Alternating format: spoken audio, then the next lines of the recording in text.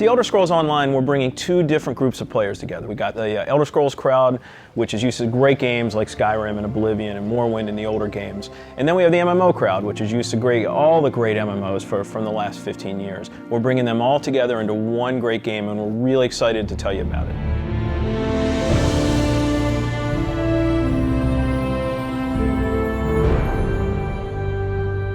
Elder Scrolls Online, everything you need to know about it is right in the name. It's Elder Scrolls, but it's online. And when the team set out, they wanted to create strategic real-time combat. We wanted to create a lot of world immersion. We wanted to create a landscape that was rewarded exploration. But all of that had to be brought together with really great social systems. So Elder Scrolls Online, it's set 1,000 years before Skyrim. And not only is it 1,000 years before Skyrim, but it draws on all the legends and everything that you've read about in the books that you find in Elder Scrolls games. So we've got 20 years of lore to draw upon. We made sure that Morrowind, Cyrodiil, and Skyrim feel like they do in Elder Scrolls 3, 4, and 5. The art style is right in line with those titles. Now you can explore all of Tamriel. You can return to places that you've seen before, and you can explore new places that you've never been.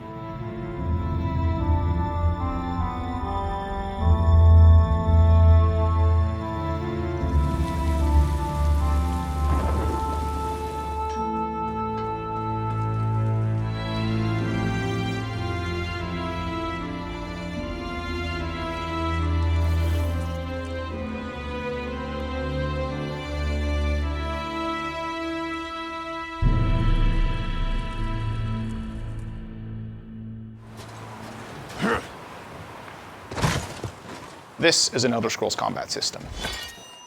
Moving your mouse will make you look around and aim your weapon. You can tap your left click to attack, hold it to power, hold your right click to block, and of course, sprinting, crouching, and sneaking around play a role.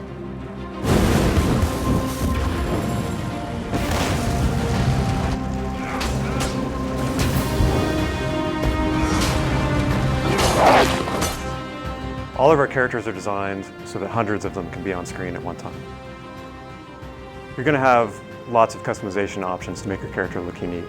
You'll find Dwarven armors, Daedric armors, Elven armors, basically all the types of armor styles and customization options that you expect from an Elder Scrolls game and the Elder Scrolls lore. By far the worst experience of any online game is at its launch when you're trying to find your friends. You can't find people, you create a character on one shard and then you find out everyone else is on another shard and you have to move. That experience is not good. So we are not going to have shards. We have a technology we call Mega Server where all players are on one server. So all your friends are right there, you just create a character, you click play and you go. The game is smart about where to put you. It puts you in game spaces with your friends, with your guildmates. It's a way to be connected with everyone and the game figures out where to put you.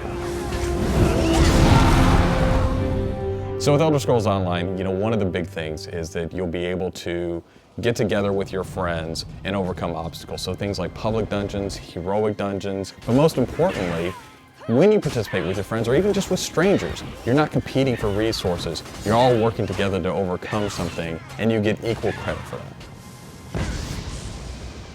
As a player, you're able to start off by picking one of 9 races. You'll be able to pick a class, so that's just the start though. From there, all of the choices you make with quests, all of the choices you make in which abilities you choose, which weapons you use, which armor you use, really help make your character stand out in the world. The basis for the customization system in Elder Scrolls Online is that you can use whatever weapon or armor type you actually want to use. You can play as a heavy armor character who's a tank with bow, or you can play as a mage who uses a two-handed weapon, or you can play as a sneaky guy who runs around healing people. With the combination that you've selected out of what armor type you use, what weapon type you use, and what class you use really creates a unique character experience for you. one of the things you're going to be able to do that's going to make you stand out is you have perks. For instance, perks allow you to become a werewolf or a vampire, or maybe even have special pets. But it's not just about that. There are other things like how you increase your stamina, how you increase your magic, or how you increase your health that really take you from your initial class choice, and it makes you stand out because you're saying, these are the things that are important to me. This is the way I want to play. This is the role I want to take in combat.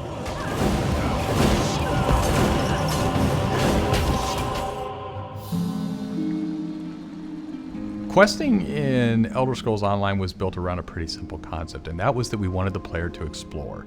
And we wanted, when the player explored, for them to be able to see something around a corner and say, oh, well, I was on this quest, but now I see something over there that's really interesting. And so they had this decision point of, you know, which thing do I do next? And that's really where we want the player to go. It's not what do I do next, it's which one of these things do I do next. The way a player finds quests in our game is really through exploration. As they wander around the world, we have an on-screen compass, and that really points out the areas of opportunity or points of interest to the player. When the player finds a point of interest in the world, this is really where all of our story content is. And they're an opportunity for the player to make a change in the world. And a really good example of that is there's a werewolf invasion. When the player gets there, they fend off the werewolf invasion, they save the town, and every time you come back to that village, you'll be remembered and thanked by the villagers. The werewolves will be gone just like you would have in Oblivion as the hero of Clutch.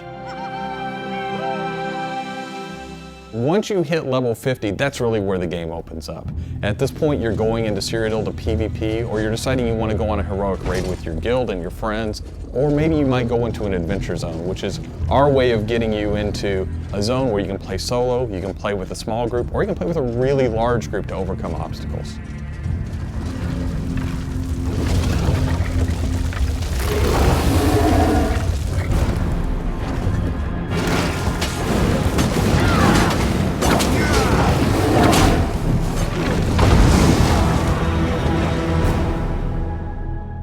PvP in Elder Scrolls Online is focused around taking various structures in Cyrodiil.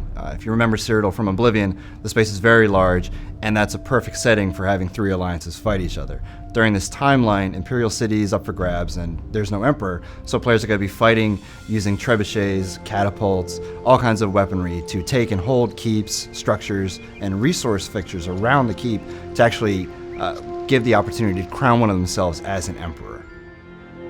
It's really important to us that, PvP isn't just a veteran game. It's got to be something that people can do from the very beginning, because you want to be comfortable in getting into this. So we make sure that everybody is on equal footing. So even at level 10, you can go into our PvP area and really have a great experience and a good time.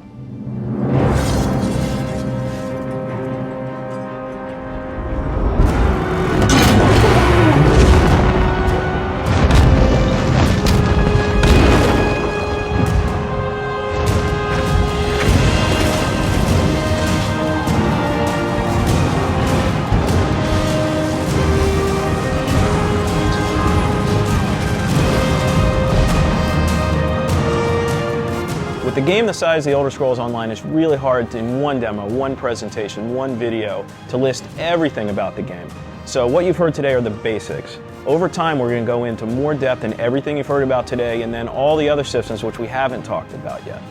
All these elements are going to come together and make Elder Scrolls Online the next great online RPG.